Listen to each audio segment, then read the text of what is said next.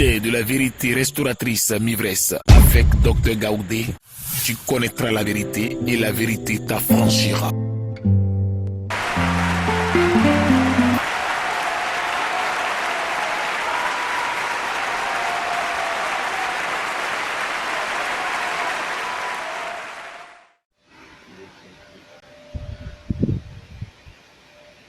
Je vous salue dans le nom de Jésus-Christ de Nazareth.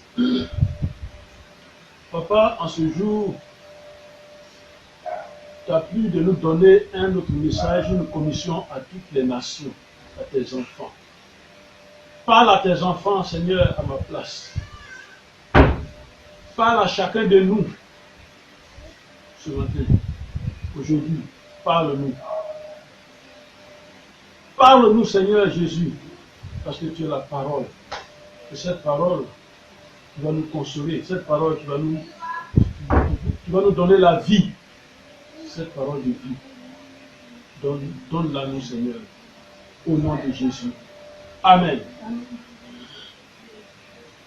La parole de ce matin est tirée du livre de Genèse chapitre 6, versets 1 à 3. Genèse chapitre 6, versets 1 à 3. Et cette parole dit: lorsque les hommes eurent commencé à se multiplier sur la face de la terre, lorsque les hommes eurent commencé à se multiplier sur la face de la terre, et que des filles leur furent nées, les fils de Dieu virent que les filles des hommes étaient belles. Les fils de Dieu virent que les filles des hommes étaient belles. Et ils en prirent pour femmes parmi toutes celles qu'ils choisirent. Et il en prit pour femmes parmi toutes celles qu'ils choisirent. Alors l'Éternel dit, mon esprit ne restera pas à toujours dans l'homme. Mon esprit ne restera pas à toujours dans l'homme. Car l'homme n'est que chair. Car l'homme n'est que chair. Et ses jours seront ses jours seront de 120 ans. Amen. Amen. Alors, ce passage biblique que nous venons de lire, que nous venons d'entendre, nous parle de la vie de l'homme. Nous parle de la vie de l'homme et ce passage-là rentre dans parle de la pollution humaine, et c'est ce que cette pollution a entraîné et la décision de Dieu, donc de la vie humaine. Amen. Et l'Éternel a décidé. Il a décidé, dit, mon esprit ne restera pas éternellement dans l'homme.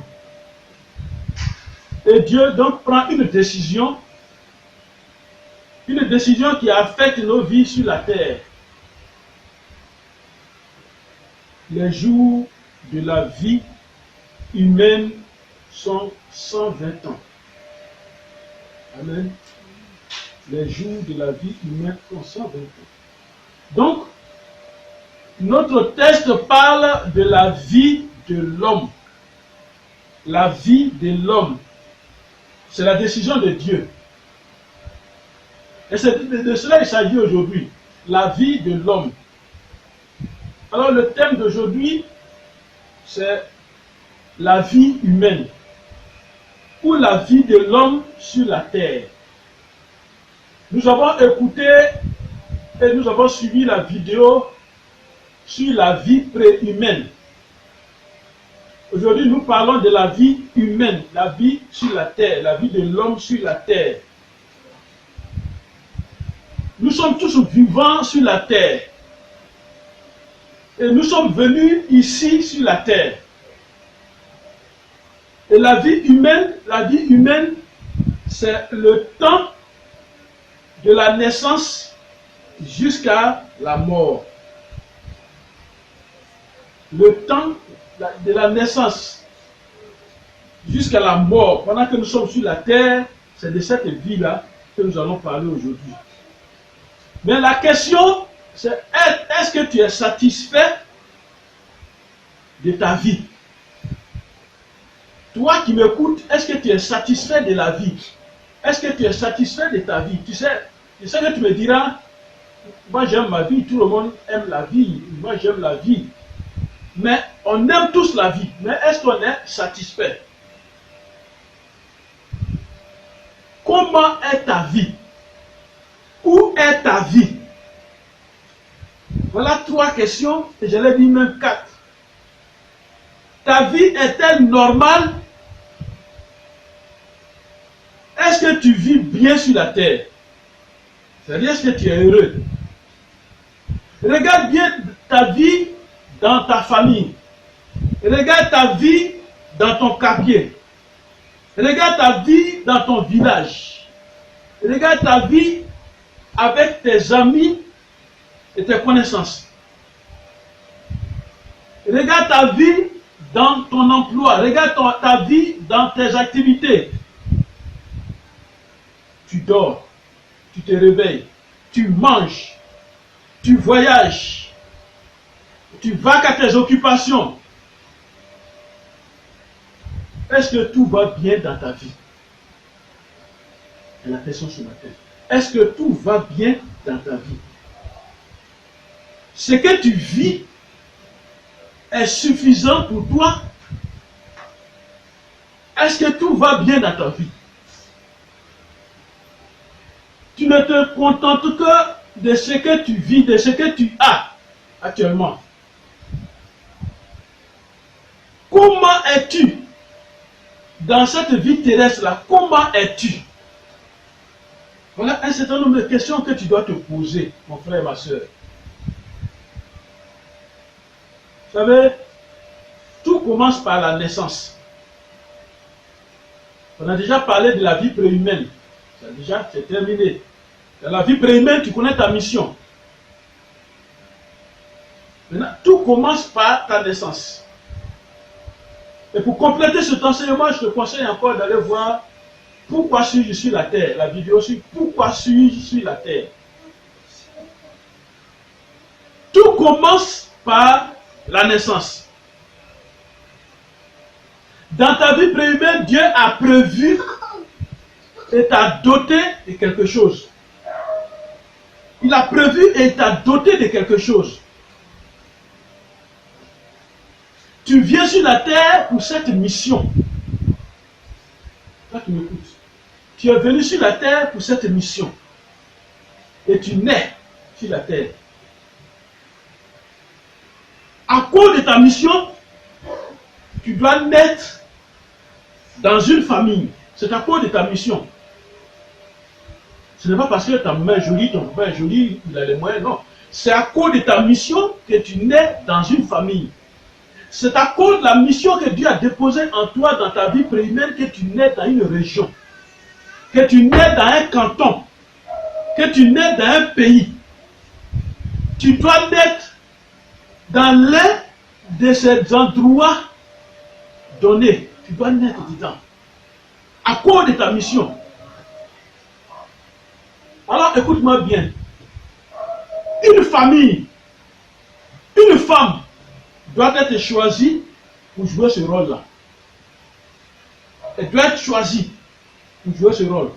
Parce que dans le monde de la vie préhumaine, la décision ayant été prise, Dieu regarde maintenant sur la terre, quelle est cette famille, quelle est cette région, quel est ce canton, quel est ce pays qui a un besoin.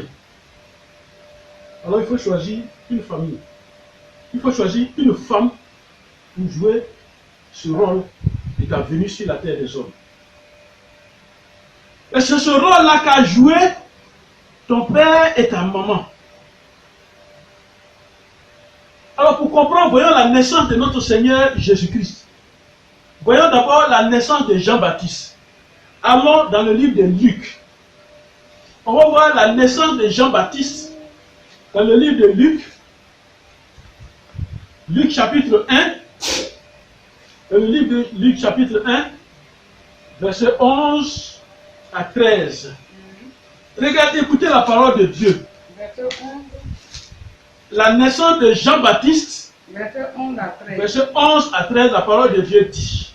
Amen. Alors un ange du Seigneur apparut à Zacharie et c'était devant, et c'était debout à droite de l'autel des parfums. Zacharie était dans le temple. Et Zacharie fut troublé en le voyant. Quand Zacharie a vu l'ange, Zacharie était troublé. Et la frayeur s'est emparée de lui. Et Zacharie a eu peur. Mais l'ange lui dit, ne crains point, Zacharie, car ta prière a été exaucée. Parce que Zacharie priait. Je ne vais pas te raconter l'histoire de Zacharie. Il priait pour avoir un enfant. Et donc cet enfant doit venir de la vie préhumaine. Et Dieu a écouté cette prière. Et Dieu a exaucé cette prière. Et par rapport à cette prière, il y a quelque chose qui était caché dans cette prière. Et c'est pour cette mission-là que Dieu a écouté et a exaucé cette prière. Et Dieu a dit, mais l'ange lui dit, ne crains point Zacharie, car ta prière a été exaucée. Ta femme Élisabeth t'enfantera un fils. Voilà. Ta femme Élisabeth t'enfantera un fils et tu lui donneras le nom de Jean. Amen. Tu lui donneras le nom de Jean. Alors Élisabeth est tombée enceinte et elle a mis Jean-Baptiste au monde. Quelle était sa mission que Dieu lui a donnée, que Dieu a donnée à Jean-Baptiste? Quelle était la mission que Dieu a donnée à Jean-Baptiste? Restons dans Luc 1. Alors au verset 14 maintenant. Verset 14 à 17. Et la parole de Dieu dit. Il dit, Jean que je t'ai envoyé, je te l'ai envoyé, c'est pas parce que tu es beau quelque chose. Mais il dit, je t'ai envoyé Jean, parce que dans le monde, dans la vie préhumaine, moi j'ai décidé et j'ai vu ce que Jean doit être. Alors il dit, il sera pour toi un sujet de joie et d'allégresse. D'abord, dans un premier temps, Jean qui va venir dans ta famille, c'est un enfant de joie et d'allégresse. Et que cet enfant, ce genre d'enfant naît dans la famille, non pas parce qu'il est né et que tout le monde est content, mais durant toute son existence, durant toute sa vie, cette famille est toujours dans la joie, cette famille est toujours dans l'allégresse. Et il dit, plusieurs se réjouiront de sa naissance. Beaucoup seront contents de sa naissance. Toi qui m'écoutes, est-ce que ta présence amène ta présence dans ce village, ta présence dans cette famille, ta présence dans ce canton, ta présence dans ce pays, ta présence sur la terre, est-ce que ça envoie la joie et l'allégresse? Est-ce que tu envoies la joie, ça envoie la joie et l'allégresse? Au verset 15, il dit, car il sera grand devant le Seigneur. Vous voyez? Il dit, c'est un enfant qui sera grand devant le Seigneur, devant Jésus. C'est un enfant qui sera grand. Donc, c'est son grand là qui avait été déjà décidé. C'est un enfant qui sera grand devant le Seigneur. Et puis il dit, voilà ses interdits. Voilà ce qu'il ne doit pas faire. Il ne boira ni vin, ni liqueur enivrante. Et il sera rempli de l'Esprit Saint. Dès le sein de sa mère, il sera rempli de l'Esprit Saint. Donc l'enfant qui vient, donc l'enfant qui vient, il sera rempli de l'Esprit Saint, du Saint-Esprit. Alors, tout ce qu'il va faire sur la terre des hommes, vraiment, ça va agir. Dieu va agir à travers lui. Il sera grand devant le Seigneur. Et il continue, il dit, il ramènera plusieurs des fils d'Israël au Seigneur, leur Dieu. Amen. Il dit, il va ramener. Jean va ramener. Pourquoi il dit va ramener? Parce que Dieu a vu que les fils d'Israël étaient maintenant loin de Dieu, étaient écartés de Dieu. Alors, Jean va ramener les fils d'Israël au Seigneur qui est leur Dieu. Il va ramener. Voyez, voilà le contenu de la vie de Jean. Et puis Dieu continue au verset 17. Et la parole de Dieu dit, il marchera devant Dieu. Voilà. Il marchera devant Dieu avec l'esprit et la puissance d'Élie. Amen. Il va marcher devant Dieu avec la puissance, avec l'esprit. Il marchera devant Dieu avec l'esprit et la puissance d'Élie. Élie, c'est le prophète de feu. Amen. Et il dit, il va marcher avec l'esprit que Élie avait. Il va marcher avec la puissance que Élie avait. Pour faire quoi? Pour ramener les cœurs des pères vers les enfants et les rebelles à la sagesse de justice, afin de préparer au Seigneur un peuple bien disposé. Donc voilà ce que Jean est venu faire. Il va ramener les cœurs des pères vers les enfants. Ramener les cœurs des pères vers les enfants. Tu es d'une famille, tu es dans un village. Il y a des divisions, il y a des querelles. Ça ne va pas. Quel acte as-tu posé pour ramener les cœurs des pères vers les enfants? Quel acte réconciliateur as-tu posé? Il dit, pour ramener les rebelles à la sagesse du juste, afin de préparer au Seigneur un peuple bien disposé. Préparer le peuple pour Jésus-Christ qui va venir. Amen. Jean est né avec toute la mission prévue dans sa vie préhumaine. Il est né avec ça. Alors mon frère, ma soeur, ne gâte pas ta vie humaine que Dieu t'a donnée. Ne détruis pas ta vie humaine que Dieu t'a donnée. Ne la dévie pas. Ne gâte pas ta vie, je répète. Ne gâte pas la vie humaine que Dieu t'a donnée. Amen. C'est pour quelque chose que Dieu t'a donné cette vie-là. Nous sommes tous sur la terre pour réaliser les prévisions de Dieu pour chacun de nous. Il y a une prévision de Dieu en toi. Est-ce que tu fais ce pourquoi Dieu t'a fait venir sur la terre? Est-ce que tu le fais? Tu vas dire, mais homme de Dieu, je ne sais pas, moi je ne le connais pas. Revois la vidéo sur la vie préhumaine, tu vas voir les signes, ça y est dans ta vie, les signes sont là. Est-ce que tu fais ce pourquoi tu es venu sur la terre? Pour certains, oui, ils le font. Pour d'autres, non. Ou pas encore. Jésus, lui, il est venu préparer, Jean, lui, il est venu préparer le chemin de Jésus. Mais toi, tu es venu faire quoi? Toi, tu es venu préparer quoi? Tu es venu faire quoi? Tu es venu pour aller de bar en bar. Tu es venu pour aller de division en division. Tu es venu pour aller de palabre en palabre.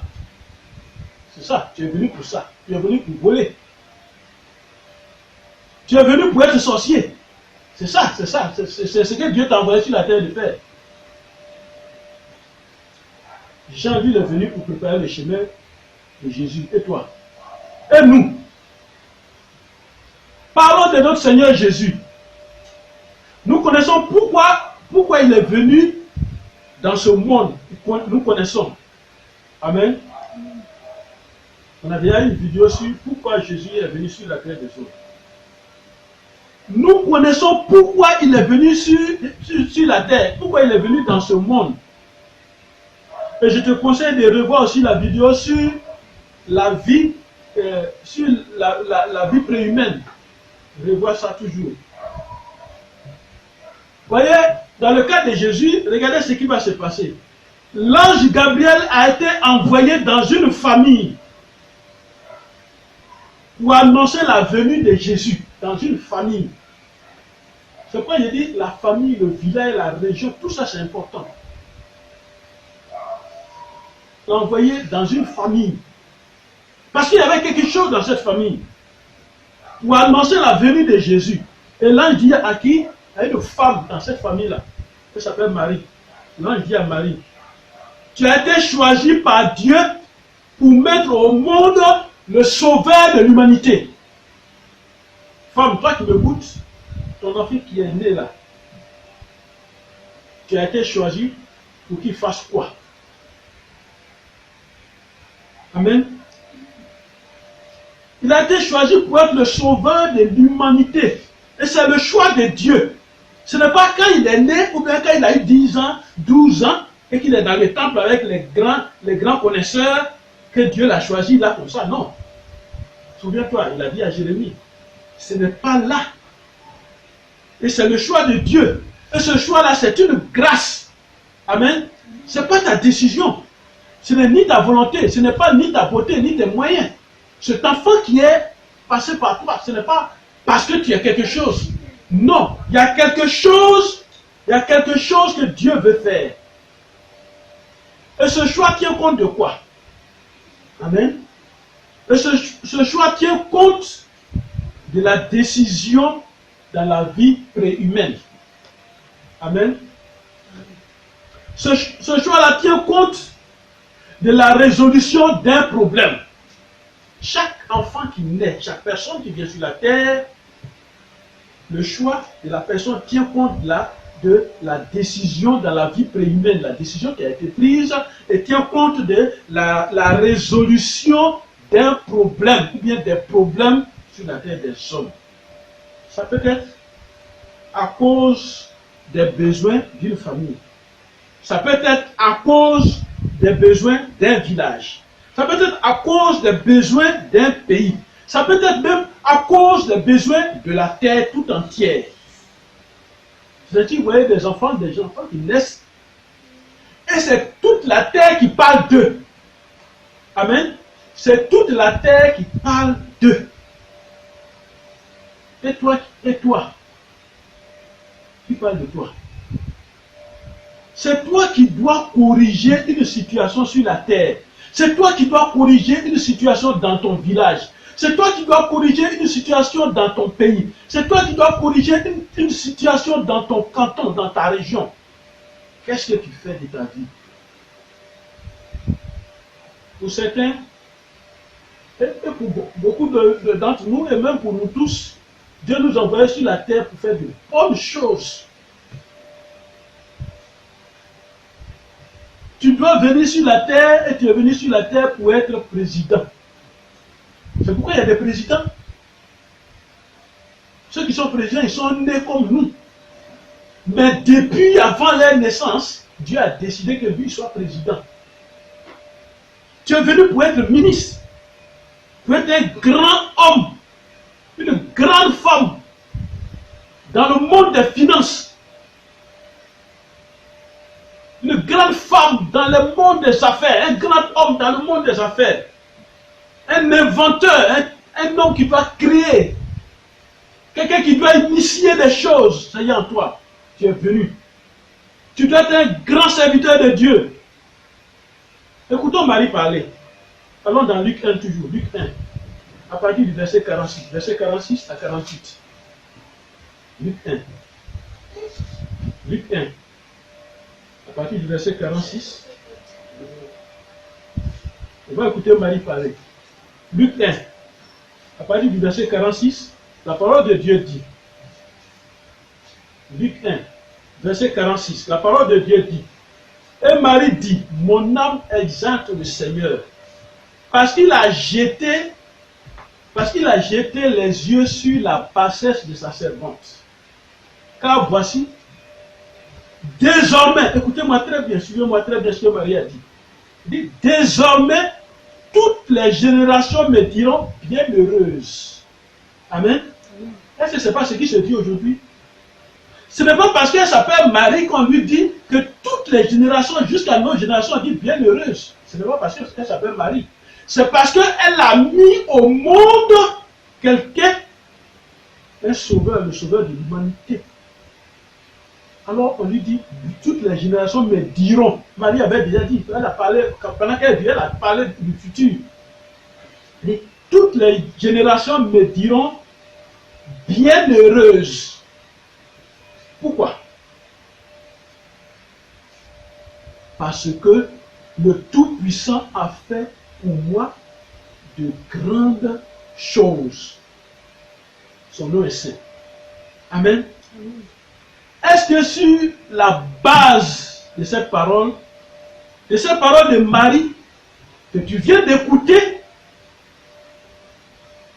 est-ce que ton papa et ta maman prononcent actuellement ces belles phrases sur toi? Pendant que tu es là sur la terre, dans ta famille, est-ce que ton papa et ta maman sont heureux de toi? Est-ce que ton village est heureux de toi? Est-ce que ta région est heureuse de toi? Est-ce que ton pays est content de toi?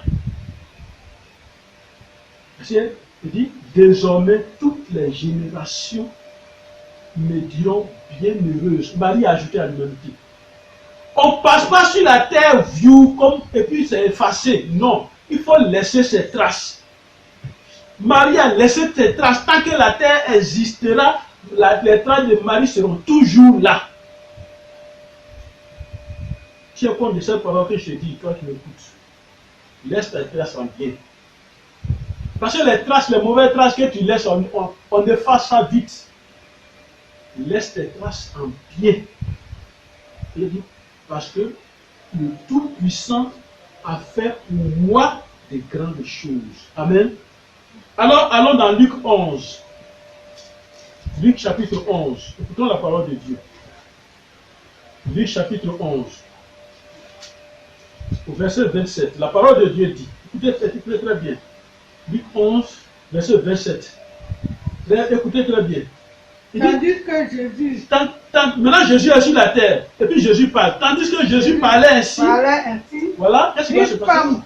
Une femme élevant la voix du milieu de la foule. Un instant. Une femme était dans la foule parce que Jésus était en train de faire son ministère. Il était en train de prêcher.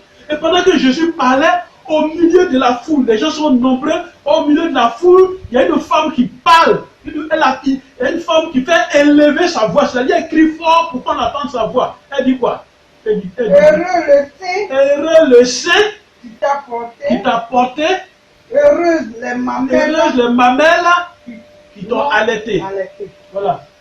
La femme là, elle est parmi les gens qui dit, et cette femme qui a mis cet enfant au monde, vraiment c'est un bon enfant qu'elle a mis au monde. Regardez ce que les gens vont dire de ton enfant. Veille à ça. Regarde ce que les gens vont dire de toi. Il faut veiller à ça.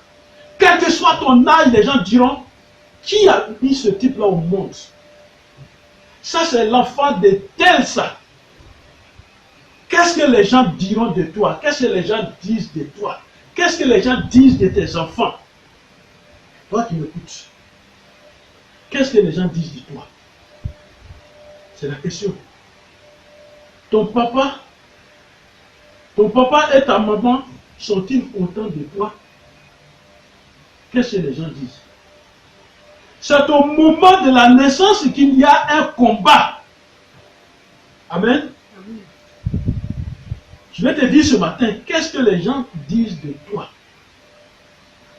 Suis-moi très bien.